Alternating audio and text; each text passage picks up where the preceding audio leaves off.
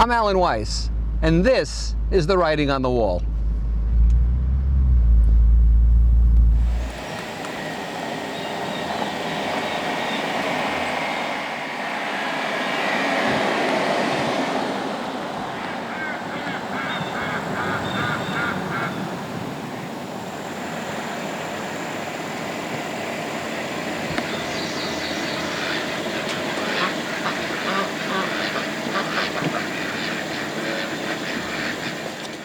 Welcome to Writing on the Wall.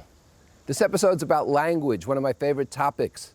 You know, I think dogs communicate well. It's my experience. They communicate with each other well, communicate with me very well, even though we don't exactly have a common language. You know, when Bentley wants to be petted still more, he just smacks me with his paw. Very effective communicator.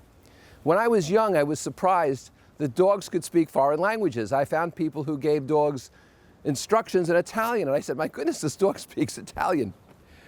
Even in 1963, you know, I was an exchange student, went to 9 European countries, changed my life. But 1963, everyone we encountered just about spoke English to some extent in Europe. And in East Germany, still part of the communist bloc, the Walpos, these were the border police, had German shepherds, and they spoke German, of course, to the German shepherds, gave them orders. I was astounded about this. But there were global English speakers, and today, in Bali, in Tenerife, in Sicily, in Mykonos, people are speaking English. As Americans, as English-speaking people, we don't have to worry about this, but I think we should still learn other languages. I took Spanish in high school. I took French in college. I read L'Étranger by Camus in the original French.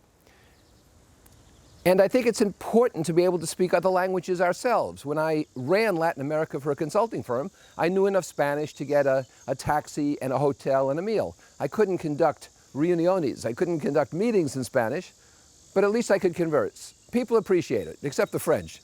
Unless you're perfect, they don't like it. I grew up in Union City, New Jersey, in a dying city. The most densely populated city in the United States. I think it still is. 50,000 people in a square mile. Main Street was dying, and then the Cubans came. The Cubans who were fleeing Castro came, and they saved the city. They opened up shops. They were professionals. They did labor. They did everything, and they were all multilingual, and that's why they fit in so well.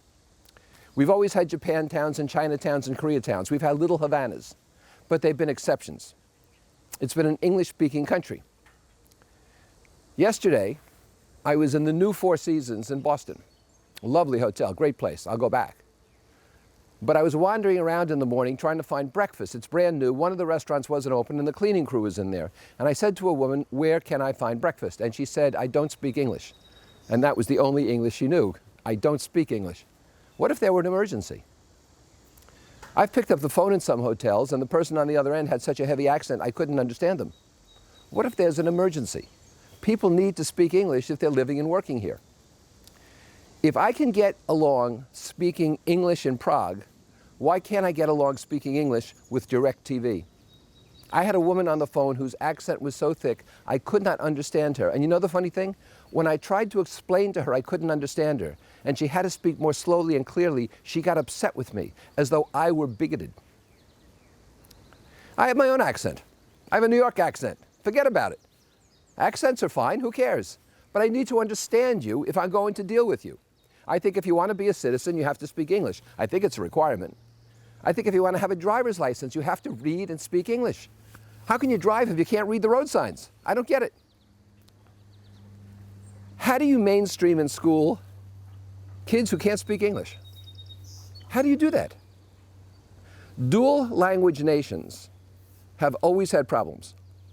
In Canada, they've dealt with it, not always so well. Separatist movement, twice the expense, signs in 2 languages. To all my Canadian friends, of course, I apologize. Air traffic control speaks English all over the world. There's a reason for that. They don't want the planes to crash. So no matter where you go in the world, air traffic control is speaking English. I think no matter where you go in the United States, there should be people with the capability of speaking English if they need to. I want to remind you, this country is supposed to be a melting pot, not a salad bowl.